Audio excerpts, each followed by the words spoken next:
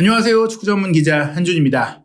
마침내 기다렸던 2022 카타르 월드컵이 개막합니다. 한준TV는 H조부터 H조까지 상세한 각 팀의 상황과 전력 분석 준비했습니다. 첫 번째 시간은 개막전 카타르 개최국이 속한 A조의 이야기인데요. 네덜란드, 세네갈, 카타르, 에콰도르. 언뜻 보면 네덜란드와 세네갈이 쉽게 돌파할 거라고 전망하고 있지만 장기간 투자했고 오랫동안 준비했던 개최국 카타르의 이변도 가능하고 또 무엇보다 사디오 마네라는 핵심 선수가 부상으로 이탈한 세네갈의 위기론도 제기되고 있습니다. 에콰도르 역시 만만치 않은 전력, 떠오르는 유망주들을 보유한 복병인데요. A조의 상황 어떤지 그리고 어떤 팀이 16강에 진출할 것이 유력하게 점쳐지는지 지금부터 전력 분석 시작하겠습니다. 2022 카타르 월드컵 카타르 현지 시간으로 2022년 11월 20일에 개막합니다. 한국 시간으로는 개막전이 11월 21일 월요일 새벽 1시에 열리는데요. 먼저 A조의 각 팀 피파 랭킹 최신 상황 살펴보면 톱시드에 속한 네덜란드가 피파 랭킹 8위이자 월드컵 참가국 중에서는 7번째로 높은 순위에 올라 있습니다. 참가국 총 8개 피파 랭킹 상위 팀이 톱시드를 받게 됐죠. 유로 2020에서 우승한 이탈리아가 본선 진출에 실패하면서 이 상위권 팀 중에 한 자리가 빠지게 된 것인데요. 네덜란드의 순위가 가장 높고 그 다음이 아프리카의 세네갈로 피파 랭킹 18위고요.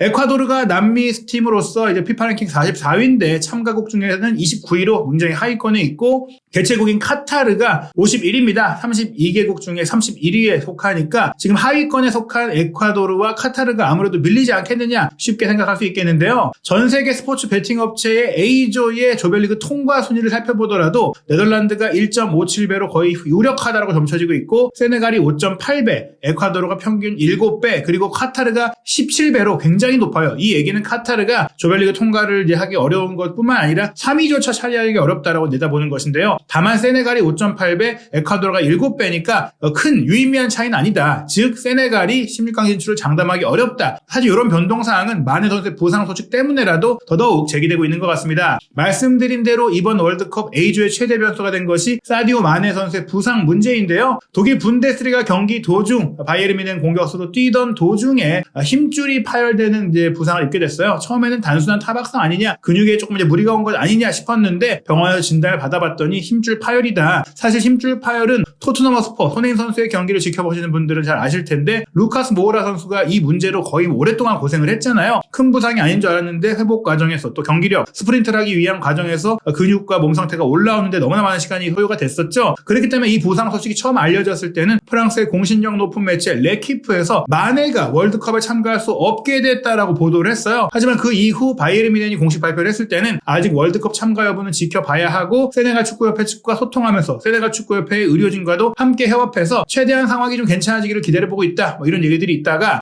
프랑스의 또 레키프만큼이나 공신력이 높은 RMC 스포르에서 최신 정보를 통해 세네갈 대표팀은 마네를 월드컵에 데려가기로 했다. 그 이유는 진단을 해보니까 조별리그 3차전까지 잘하면 뛸 수 있다. 이런 예상이 나온 거거든요. 결국에 1, 2차전은 못 뛰더라도 3차전을 뛸 수 있다면 또 16강까지 진출할 경우에는 3차전, 16강전, 8강전 이런 중요한 경기들의 마네가 있고 없고에 대한 큰 차이가 있으니까 26인 엔트리가 확대된 상황에서 1, 2차전을 못 뛰더라도 데려갈 수 있는 그런 경우들은 사실 엔트리가 확대되기 이전에 다른 메이저 대회에서도 충분히 있었던 일이니까 일단 마네 선수는 월드컵을 함께 가는 것으로 보입니다. 세네갈의 에이스라고 할 수 있는 마네 선수, 사실은 세네갈이 월드컵 본선에 오르는 과정에도 엄청난 활약을 했죠. 결정적인 승부차기라든지 또 아프리카 예선전에서의 득점이라든지 무엇보다 지금까지 세네갈 대표 선수로 뛰면서 33골을 A매치에서 기록한 것이 세네갈 축구 역사상 최다 득점 기록이거든요. 세네갈이 사실은 2002년 한일 월드컵을 통해서 처음 월드컵 본선에 올랐기 때문에 그 이전까지 대표팀이 화려하지도 못했고 성과를 내지도 못하다가 21세기 들어서 떠오르고 있는 아프리카의 신흥 강호인데요. 첫 월드컵에 8강까지 오르고 또 개막전에서 전대회 우승팀인 프랑스까지 꺾는 그런 돌풍을 일으켰던 세네갈이 그 20주년을 맞이해서 전성기 세계 최고의 공격수 중에 한 명으로 평가받고 있는 마네와 이렇게 하는 도전에 대해서는 정말 큰 기대가 있었는데 이번 부상 소식은 참 아쉽다고 할 수 있겠습니다. 마네 선수가 사실은 이선 공격의 모든 것이에요. 사실 세네갈의 지금까지 월드컵 예선전에서의 포메이션을 살펴보면 조금 공격적으로 경기를 운영할 때 4-1-4-1로 운영하면서 마네 선수가 왼쪽 측면 공격수로 뛰지만 가운데로 치고 들어가서 또 골을 넣는 그런 플레이들을 했고 조금은 수비 수비를 신경 썼던 4-2-3-1을 쓸 때는 두 명의 중앙 미드필더가 뒤를 커버해주는 가운데 측면 플레이를 펼치는 사르와 디아타가 측면에 배치되고 마네는 골에 집중하기 위해서 공격수 뒤에서 조금 이제 부지런한 디에디우 선수의 뒤에서 가운데로 치고 들어가서 뭐 가짜 오반 역할도 할 수 있고 스트라이커로서 뛸 수 있는 그런 교차 움직임을 보여줬거든요. 실제로 최근에는 이 마네 선수가 이제 리버풀에서 뛰었던 지난 시즌 후반기도 그렇고 최근에 이제 바이에른에서도 경기도 그렇고 측면에서 뛰기에는 전성기 때보다는 스피드가 조금 떨어지다 보니까 가짜 9번이라든지 중앙지향적인 스트라이커로서의 연계 움직임이라든지 득점을 좀 더 치중하고 있는데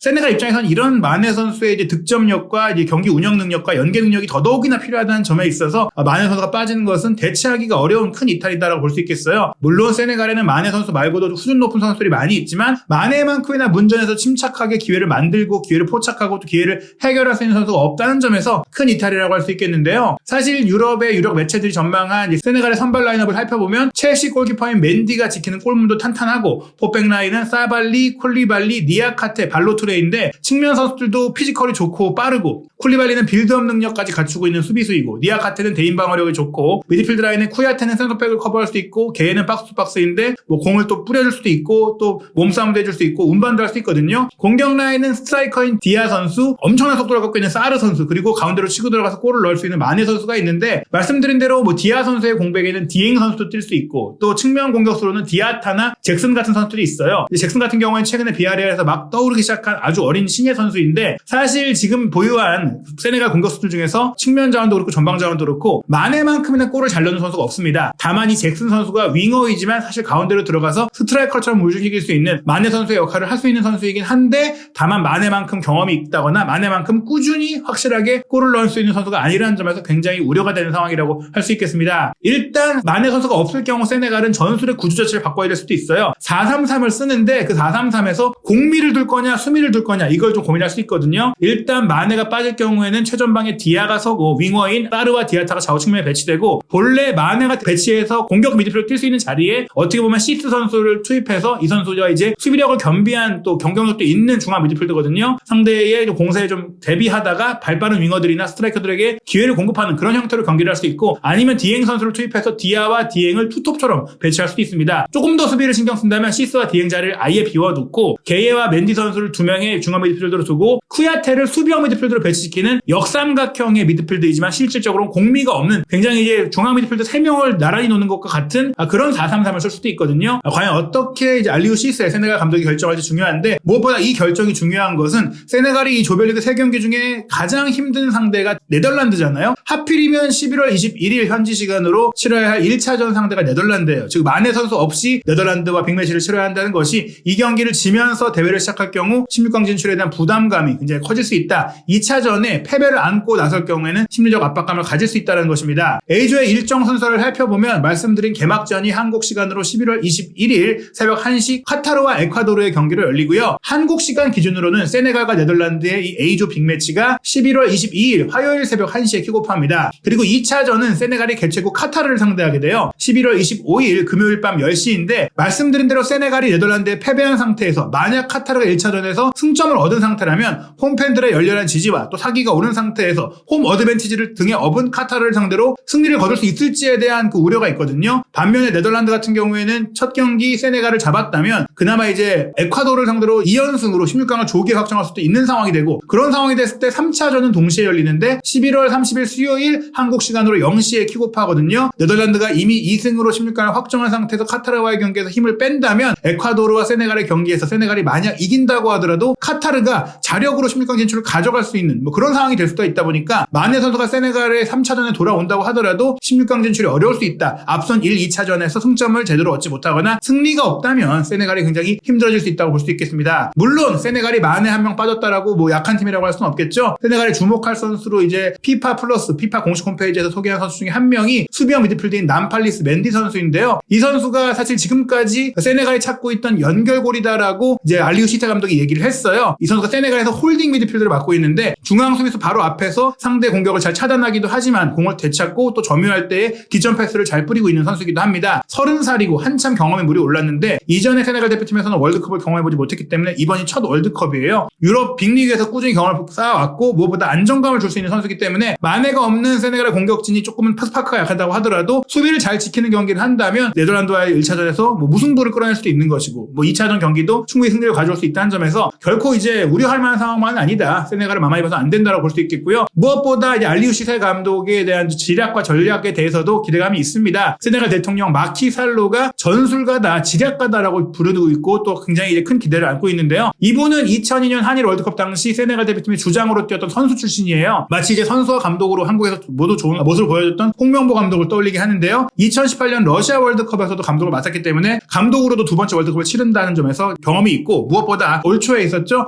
2021 아프리카 네이션스컵에 또 세네갈의 우승을 이끌면서 이런 토너먼트 무대를 돌파하는 그 경험도 갖췄고 리더십도 갖추고 있는 분입니다. 게다가 이 분이 세네갈의 좋은 선수들을 많이 보유하고 있음에도 불구하고 실용적인 실리적인 축구, 단단한 수비에 이은 역습 축구를 이제 시도하기 때문에 쉽게 허점이 나오지 않는 축구를 펼쳐요. 그러니까 공격 라인에 마네가 빠진다고 해도 팀 전체의 균형이 이게 깨지지 않는 축구를 한다. 4-2-3-1과 4-3-3을 유연하게 바꿔가면서 빠른 윙어를 두고 중앙 미드필드 라인과 수비 라인을 탄탄하게 가져간다는 것입니다. 그러면서 이제 수비수인 압두 디알로 같은 경우에는 감독에 대한 그 믿음을 보였어요. 우리는 그 감독님의 전사다. 감독님은 진정한 리더다라고 말했고 또 감독이 팀의 주장 출신이기도 하기 때문에 여러 가지로 팀의 정신을 무장시키는 데 있어서 탁월하거든요. 결국에는 세네갈이 강력한 정신력을 갖고 있는 팀이기 때문에 쉽게 이제 마네가 없다고 해서 탈락을 논할 정도는 아니다. 게다가 세네갈 축구협회에서는 굉장히 많은 공을 들이고 있는 부분이 마네가 회복하기 위한 모든 수를 쓰겠다. 의료진, 최고의 의료기술 이런 것들도 준비하지만 심지어 세네갈 내에 아주 유명한 주술사까지 정식으로 고용을 해가지고 마네를 위해서 주문까지 걸고 하겠다. 이런 얘기가 나왔어요. 사실 유럽 언론에서는 21세기에 지금 무슨 일이 벌어지고 있는 거냐라고 얘기하고 있지만 어찌됐거나 세네갈이 이럴 정도로 지금 이번 월드컵에 전심전력을 다 쏟고 있다 볼 수 있겠습니다. 세네갈 얘기를 길게 해봤는데 사실 네덜란드가 A조의 1위 후보라고 할 수 있겠죠. 굉장히 화려한 명단을 보고 있습니다. 여러 매체들의 전망 속에 네덜란드가 3-5-2, 3-4-1-2 파날 감독이 2014년 브라질 월드컵에서도 3위를 이끌 때 썼던 그 전술을 쓸 수도 있고 조금 더 공격적인 4-3-3을 쓸 수도 있고 또 그런 과정 속에서 여러 선수들이 이제 선발 명단을 차지할 수가 있는데 골키퍼도 플레켄 선수도 독일 무대에서 굉장히 활약을 펼쳐왔고 또 페스베어 선수도 네덜란드 대표팀에서 경험을 쌓아왔고 또 수비 라인에는 판다이크와 더리우트라는 세계적인 선수가 있는데 여기에 아약스의 정말 활동력이 좋고 또 3백과 4백을 유연하게 가져갈 수 있는 팀버 같은 선수도 있고 또 이런 팀버 같은 선수를 써서 3백을 쓸 때는 측면에서 공격력이 좋은 오른쪽 윙백 둠프리스와 노련한 수비력을 갖고 있는 블린트가 또 뛸 수가 있거든요. 맨유로 이적한 말라시안 또 빠른 스피드를 갖고 있는 공격적인 레프트백인데 말씀드린 대로 3백과 4백에서 어떻게 선수를 기용할지 다양한 재능을 갖고 있는 선수를 보유하고 있고 미드필드 라인에는 클라센과 또 더용 같은 또 아약스에서 함께했던 선수들이라든지 흐라반베르가 이제 아약스 출신으로 또 바이에른 뮌헨으로 간 선수인데 이 선수도 네덜란드의 포그바라는 얘기를 들을 정도로 창의성이 대단한 선수거든요. 여기에 속도와 결정력을 모두 겸비한 네덜란드 리그 최고의 스타인 각포에다가 네덜란드 대표팀에서만큼은 확실한 결정력을 보이고 있는 데파이 그리고 토트넘에서는 자리를 잡지 못했지만 대표팀에서는 중요한 골들을 계속해서 놓고 있는 베르바인까지 속도감을 갖고 있는 선수들을 갖추고 있습니다. 게다가 이 대용 선수는 지금 스페인의 차비 에르난데스와 비교되고 있어요. 실제로 지금 바르셀로나에서 차비의 지도를 받고 있는데 이 선수의 패스 센스, 창의성, 공 운반 능력, 미드필드를 지휘하는 능력, 지배하는 능력들을 봤을 때 요한 크루이프가 다시 태어난 것 같다는 얘기를 들을 정도의 선수예요. 이번 월드컵이 본인이 처음으로 전성기의 기량으로 나서는 월드컵이기 때문에 굉장히 기대가 되는 네덜란드라고 할 수 있겠고요. 게다가 그 대용 선수를 벌써 이을 수 있고 또 함께 뛸 수 있는 선수로 주목받고 있는 선수가 흐라벤베르 선수입니다. 전천후 미드필드인데 이 선수가 겨우 만 16세의 나이로 클라렌스 세도르프가 갖고 있던 아약스 최연소 출전 기록을 갖고 있는데 어린 나이에도 탄탄한 체구와 또 신체 조건과 노련미를 갖고 있기 때문에 이렇게 성공할 수 있었어요. 190cm라는 엄청난 키를 갖고 있는데 어린 시절에 지단을 존경하면서 성장할 만큼 화려한 볼 컨트롤 기술을 갖고 있습니다. 키가 큰데 화려한 볼 컨트롤을 갖고 있는 데다가 돌파력과 득점력을 갖고 있다. 네덜란드의 레이카르트와 비교되기도 하고 또 말씀드린 대로 프랑스의 폴 포그바와도 비교가 되는데 흐라벤베르가 스스로 나는 뱀 같은 선수다. 키가 크지만 호리호리하기 때문에 여기저기 빠져나가면서 플레이할 수 있고 몸싸움까지 이겨낼 수 있기 때문에 많은 지금 세계적인 축구인들의 평가를 절찬을 받고 있는 상황입니다. 바이에른 뮌헨으로 이적했을 때는 바이에른 뮌헨 레전드인 바스티안 슈바인슈타이거가 굉장히 강한 선수고 기술도 좋고 균형까지 갖고 있는 선수다. 거기다가 태클도 뛰어나고 에너지도 좋고 중거리 슈팅까지 갖고 있다며 이번 대회에 사실은 유로 2020에서 조나를 했던 조르지뉴 바이날둠이 미드필드 라인에서 빠지게 됐잖아요. 흐라벤 베르가 그 역할을 할 수 있다. 대용이 조율사라면 흐라벤 베르가 또 직접 문전으로 들어가서 기회까지 만들 수 있는 선수다. 뭐 이렇게 볼 수가 있겠습니다. 하지만 이 조는 역시 개최국 카타르에 대해서 무시할 수가 없겠죠. 역사적으로 월드컵 개최국이 조별리그를 통과하지 못하고 조기에 떨어졌던 것은 2010년 남아공 월드컵에서의 남아공밖에 없어요. 심지어 한일 월드컵에서도 한국이 4강까지 가고 일본도 16강까지 가면서 아시아 팀들의 새 역사를 만든 바가 있는데 카타르가 서아시아 최초의 개최국으로서 어떤 성과를 낼지도 관심이 모이고 있습니다. 카타르 같은 경우에는 지금 알모에즈 알리와 아크람 아피프의 공격 라인이 가장 유명하고 또 오랫동안 카타르 대표로 활약했던 플레이메이커인 하산 그리고 카타르의 로베르토 카를로스로 불렸던 압둘 카림 같은 왼쪽 풀백 등 굉장히 이제 재능 있는 선수들이 많이 있어요. 무엇보다 2019년 아랍에미리트에서 열렸던 아시안컵을 우승하면서 성과를 낸 적이 있고 그때 우승했던 상당수의 선수들이 지금도 대표팀에 있는 데다가 그 선수들이 월드컵 아시아 예선을 치르지 않으면서 세계적인 팀들을 만나고 평가전도 치러왔고 무엇보다 모든 선수들이 국내 리그에서 뛰고 있다 보니까 벌써 2달째 합숙하면서 카타르 리그가 끝나자마자 월드컵을 준비하고 있어요. 그 어떤 것보다 중요한 게 또 2002년 한일 월드컵에서도 한국이 좋은 성과를 냈던 것이 이런 장기 합숙 덕분이었는데 장기 합숙은 아무래도 이번에 그 어느 때보다 빡빡한 유럽 리그 일정 속에 제대로 발을 맞춰보지 못한 세계적인 팀들을 상대할 수 있는 카타르의 대단한 무기가 될 수 있습니다. 게다가 말씀드린 대로 그게 1, 2년이 아니잖아요. 월드컵 개최를 한참 전에 확정한 가운데 2019년 아시안컵 우승 멤버가 지금까지 3년 동안 계속 공들인 그런 전력이라면 결코 만만히 볼 수 없다. 물론 카타르가 지금까지 치렀던 경기들에서 안 좋은 결과들도 있었고 또 지난 9월 같은 경우에는 크로아티아 23세 이하 팀 올림픽 팀한테 평가전에서 3대0으로 지는 경우도 있었고 또 캐나다에게도 2대0으로 졌고 최근에 성과를 낸 팀들도 뭐 과테말라, 온두라스, 파나마 같이 전력이 떨어지는 팀들이었거든요. 그런 가운데 과연 큰 팀들 상대로 결과를 낸 적이 없는 카타르가 뭐 기대할 수 있겠느냐 뭐 이런 얘기들이 있지만 말씀드린 개최국에다가 홈 애드밴티지도 있고 이런 조직력을 갖고 있고 컨디션이 그 어느 나라보다 좋다라는 것 게다가 말씀드린 대로 지금 카타르 같은 경우에는 주장인 하산 알 하이도스가 169회의 A매치를 소화했을 정도로 꾸준히 대표팀을 이끌어오고 있는 구심점이고 아크람 아피프 같은 경우도 25살로 지금 카타르에서 가장 떠오르는 공격수인데 이 선수도 88경기를 대표팀에서 소화했을 정도로 많은 카타르 선수들이 많은 경기들을 치르면서 지금까지 함께 똘똘 뭉쳤다라는 거예요. 게다가 카타르의 감독을 맡고 있는 펠릭스 산체스 이 스페인 출신 감독은 유명한 뭐 팀에서 프로 경력을 쌓았던 것은 아니지만 바르셀로나 유스 출신으로서 축구 전술적인 아이디어를 갖고 있는 분이고 그리고 카타르가 유수한 선수를 키우기 위해 설립했던 아스파이어 아카데미에 무려 2006년에 와서 카타르 축구에서만 벌써 16년째 일하고 있는 인물이에요. 게다가 이분이 뭐 카타르 19세 이하 팀에서 19세 이하 아시안컵 우승도 이끌었었고 또 올림픽 팀도 맡았고 이제 성인 대표팀에서 아시안컵 우승까지 하면서 카타르 선수들과 계속해서 성과를 내고 있기 때문에 오랫동안 한 감독으로 이끌어오면서 스페인식의 기술 축구와 조직 축구, 패스 축구를 장착했다는 점에서 조심해야 되고요. 공격적인 왼쪽 윙백 압델 카림 하산 선수 얘기를 드렸는데 이 선수가 우리가 2018년 러시아 월드컵 예선전 준비할 때 한국과의 홈 경기를 이겼고 슈틸리케 감독이 경질되게 만들었던 활약했던 선수거든요. 측면에서 굉장한 공격력을 갖고 있는데 별명이 화염방사기일 정도로 측면에서 시원한 슈팅과 또 크로스 패스를 뿌리고 질풍처럼 돌파에 들어갈 수 있는 선수고 또 벨기에 리그를 경험하면서 유럽 무대까지 경험을 했던 선수거든요. 뭐 그런 공격력을 갖고 있는 왼쪽 윙백 주목해야 될 것 같고 말씀드린 대로 무려 160회가 넘는 A매치를 소화했던 알하이도스 같은 노련한 선수 14년 동안이나 카타르 대표팀에서 활약을 했고 그러면서 이제 카타르 리그에서도 수많은 골을 넣고 또 수많은 골을 어시스트하면서 카타르 선수들에게도 존경을 받고 있는 상황이에요. 여기에 스페인 라리가에서 뛰기도 했었던 아크람 아피프 같은 경우에는 카타르 리그 MVP 출신이고 카타르 리그 득점왕도 차지했었고 AFC 올해의 선수 후보를 3번이나 올라고 실제로 수상까지 했던 서아시아 최고의 선수로 꼽히고 있는 드리블링과 패스 능력과 슈팅 능력을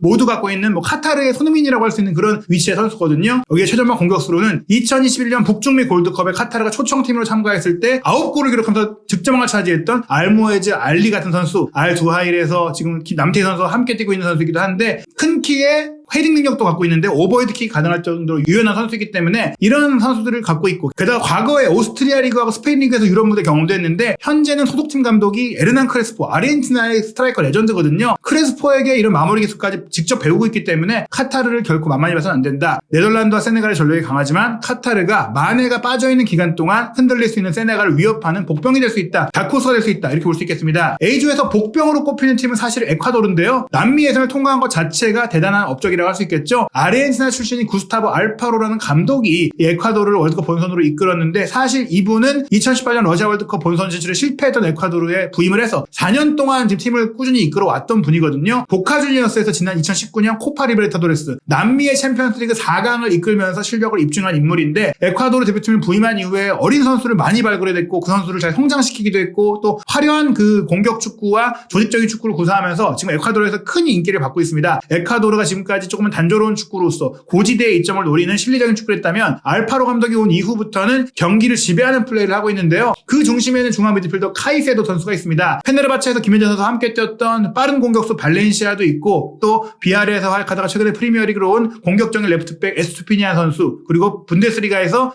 탁월한 수비력과 빌드업 능력을 보이고 있는 인카피에 선수도 주목받고 있지만 가장 주목할 선수는 브라이튼 앤 호브 알비온의 돌풍을 이끌고 있는 모이세스 카이세도죠. 비수마가 떠난 지금 브라이튼의 중원 에이스이자 지난 시즌에도 토트넘을 상대로 경기할 때 중앙에서 현란한 움직임과 또 왕성한 플레이와 또 강력한 슈팅 시도와 날카로운 패스까지 뿌리면서 전천후 미드필더로 활약하고 있는 선수인데요. 이 카이세도 선수가 21살밖에 되지 않았는데 많은 프리미어리그 빅클럽들이 주목할 정도로 공 운반 능력과 공 탈압박 능력을 보이고 있는 미드필더인데 이 선수가 힘과 기술을 겸비했기 때문에 이 선수를 통한 에콰도르의 도전적인 축구도 이번 월드컵에 주목할 만하고요. 여기에 폭발적인 스피드와 현란한 발기술을 갖고 있는 윙어 곤살로 플라타까지도 주목을 해볼 필요가 있어요. 이 선수는 이강인 선수가 참가해서 골든볼을 수상했던 2019년 피파 20세 이하 월드컵에서 에콰도르가 3위를 차지한 팀이었거든요. 그 당시 브론즈볼을 수상했던 팀이고 현재 스페인의 바야돌리드에서 뛰면서 라리가 무대에서도 꾸준히 활약을 하고 있는 선수입니다. 월드컵 남미 예선에서 3골 3도움을 기록했는데 1대1 상황에서 지는 법이 없는 선수거든요. 결국에는 이제 스트라이커 포지션의 해결사가 부족하긴 하지만 재능 있는 어린 선수가 많은 에콰도르 역시 이 A조에서 결코 만만히 볼 수 있는 팀이 아니다. 그래서 A조가 누가 16강에 오를지 속단할 수 없다는 전망들이 나오고 있는데요. 네덜란드의 16강 진출은 확실시되고 있다고 보고 있지만 2위를 누가 차지할지는 쉽지 않습니다. 하지만 저는 개인적으로 말씀드린 대로 이 카타르의 가능성이 좀 있다고 생각을 하거든요. 카타르가 홈 이점을 충분히 누릴 수 있고 세네갈은 마네의 부상으로 흔들릴 수 있고 이 마네의 부상으로 흔들린다는 얘기는 결국 골을 넣어야 경기를 이길 수 있는데 경기를 지배한다고 하더라도 그런 중요한 상황에서 해결할 수 있는 노련한 선수가 있냐의 문제거든요. 카타르는 일단 그런 선수들을 모두 보유하고 있다. 세계적인 선수가 아닐지 몰라도 안방에서 하는 월드컵에서는 뭔가 보여줄 수 있는 선수들이 있다라는 것이고 에콰도르는 미드필드 라인과 수비 라인에 좋은 선수들이 많지만 전반적으로 어리고 무엇보다 확실한 스트라이커가 없다라는 점에서 16강이 가기 어려울 것이다. 네덜란드와 카타르가 될 수 있는데 만약 마네 선수가 생각보다 빨리 회복한다면 그리고 카타르가 에콰도르와의 첫 경기에서 승리하지 못한다면 그래도 세네갈이 그 예를 잡고 2차전에서 카타르를 상대로 좋은 결과를 내서 올라갈 가능성도 있다. 정배는 네덜란드 세네갈이지만 저는 과감하게 예상한다면 이번 대회도 남아공처럼 카타르가 개최국으로서 떨어지는 게 아니라 16강에 오를 가능성도 결코 적지 않다 생각됩니다. 물론 공을 둥글고 경기는 시작해봐야 알 수 있겠죠. 과연 이 예상대로 16강 진출팀이 가려질지 한준TV와 함께 2022 카타르 월드컵 모든 소식 확인하시기 바랍니다.